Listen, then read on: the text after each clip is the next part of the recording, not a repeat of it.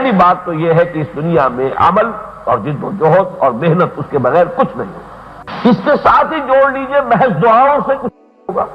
میں دعا کی نفی نہیں کر رہا، حضور کی احادیث مبارکہ ہے الدعاء مخ العبادہ، الدعاء هو العبادہ، دعا تو عبادت کا جوہر ہے، بلکہ کہنا چاہیے کہ دعا ہی اصل عبادت ہے۔ لیکن دعا کب قبول ہوتی ہے؟ دعا کا وقت کون سا ہے؟ جب جو کچھ انسان کے بس میں ہو کر گزرے، پھر اللہ سے دعا کرے۔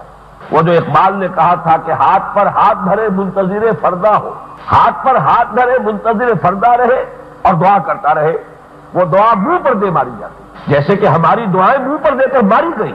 سن 71 کا تصور کیجئے، کتنی دعائیں مانگی گئی قنوت نازلہ مسجد میں فجر کے بعد، لیکن معلوم ہوا کہ وہ دعائیں ہمارے منہ پر دے ماری گئی۔ تم اپنے لچھن دیکھو، اپنے کرتوت دیکھو، جیسے کہ قرآن مجید میں اہل کتاب سے خطاب کر کے فرمایا گیا لستم علی شیء حتی تقیموا التوراۃ والانجیل وما انزل الیکم من ربکم، کوئی حیثیت ہی نہیں، کوئی مقام ہی نہیں، ہم سے مخاطب ہونے کا تمہارا منہ نہیں جب تک کہ تم قائم نہیں کرتے تورات کو اور انجیل کو۔